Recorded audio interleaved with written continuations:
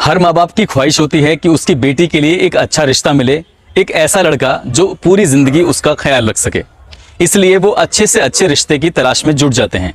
मगर कई बार घर बैठे बैठाए अगर ऐसा रिश्ता आ जाए कि लड़का बहुत अच्छा है, अच्छा कमाता है, तो शायद कोई भी माँ बाप अपनी बेटी के लिए ऐसे रिश्ते को मना कर ही नहीं सकता, और वो भी ऐसा लड़का जो विदेशों में नौकरी कर रहा हो और बहुत अच्छी खासी इनकम करता हो। आज की कहानी में कुछ ऐसा ही होता है कि अलग अलग लड़कियों को एक ही रिश्ते आते थे और वो लड़की वाले कभी उस रिश्ते को मना ही नहीं कर पाते थे। इस तरह से एक ही लड़के के बहुत सारे रिश्ते लग जाते हैं, बहुत सारी शादियां हो जाती हैं। जब इस कहानी से पर्दा उठता है तो सुनने वाले वाकई भौचक्के रह जाते हैं, हैरान रह जाते हैं कि आखिर एक इंसान अपनी जिंदगी में इतनी सारी शादियां कैसे कर लेता है, और शादी के बाद वो लड़कियों का करता क्या था। आदाब, नमस्कार, सत श्री अकाल। मैं उस्मान सैफी। आज की जो सच्ची घटना मैं आपको सुनाने जा रहा हूं, ये सच्ची घटना है मध्य प्रदेश के इंदौर की। दरअसल दिसंबर 2020 में इंदौर पुलिस ने और एसआईटी ने मिलकर एक रेस्क्यू अभियान चलाया, और उस रेस्क्यू अभियान के अंतर्गत ऐसी जगहों पर छापेमारी की जहां पर देह व्यापार का धंधा हो रहा था। दरअसल पुलिस ने 21 लड़कियों को हिरासत में लिया और हिरासत में लेकर उन्हें उस धंधे से अलग करने की तमाम कोशिशें की। साथ ही उन लड़कियों के बारे में जानने की कोशिश की कि वो कहां से हैं और इस दलदल में कैसे धंस गई हैं।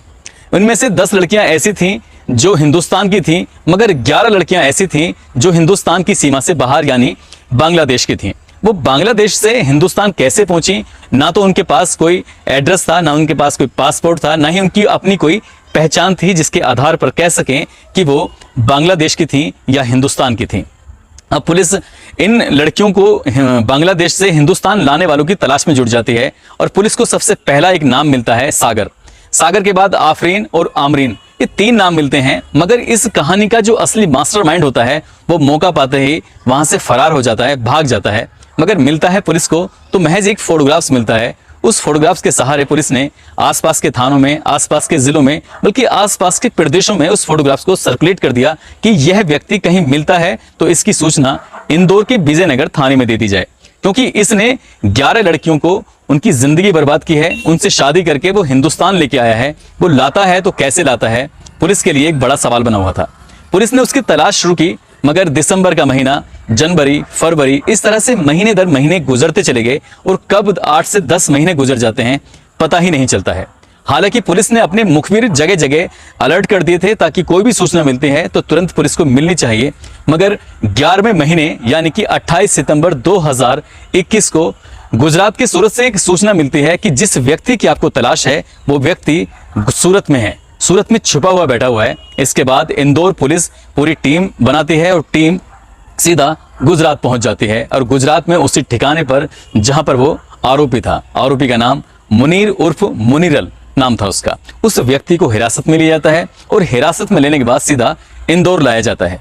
इंदौर में जब उससे सख्ती से पूछताछ की जाती है कि तुमने 11 लड़कियों से शादी की है, तो पुलिस को पहले तो यकीन ही नहीं हो रहा था।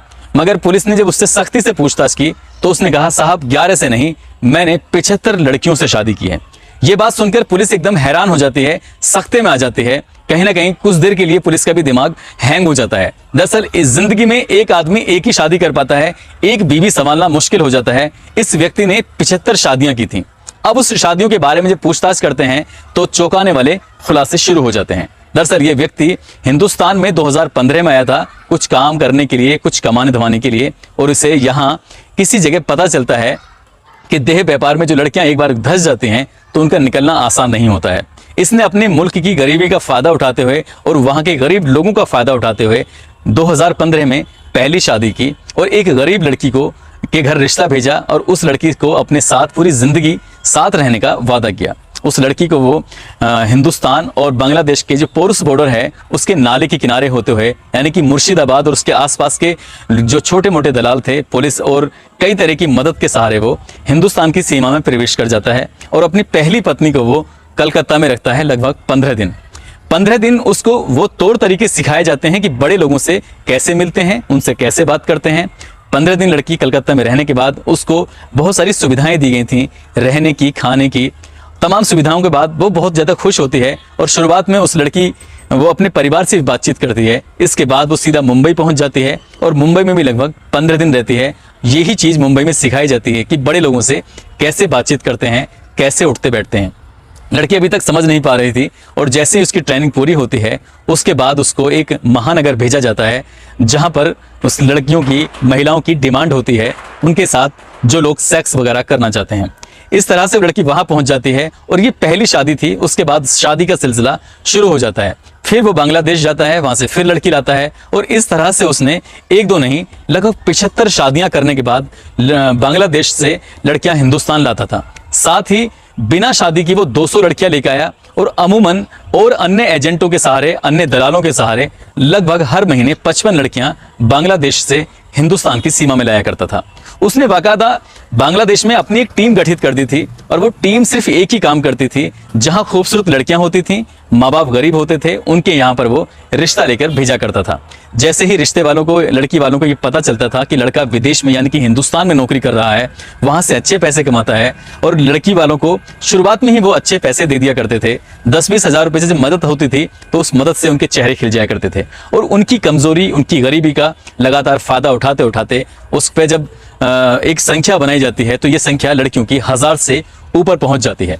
पुलिस उन सभी लड़कियों की तलाश में जुटी हुई है कि आखिर वो लड़कियां कहां कहां पर हिंदुस्तान में हैं, ताकि सभी लड़कियों को इकट्ठा करने के बाद उन्हें वापस उनके मुल्क भेजा जा सके। क्योंकि इस देह व्यापार में यदि कोई एक बार धंस जाए तो वहां से निकलना किसी के लिए भी आसान नहीं होता और ये मुश्किल इसलिए भी हो जाया करता था, जैसे ही वो बांग्लादेश की सीमा पार करने के बाद हिंदुस्तान की सीमा में प्रवेश करते थे तो उनके पासपोर्ट, उनका बहुत सारे डॉक्यूमेंट्स वगैरह जो होते थे, उन डॉक्यूमेंट्स को वो अपने कब्जे में ले लिया करते थे ताकि उनकी पहचान खत्म हो जाए।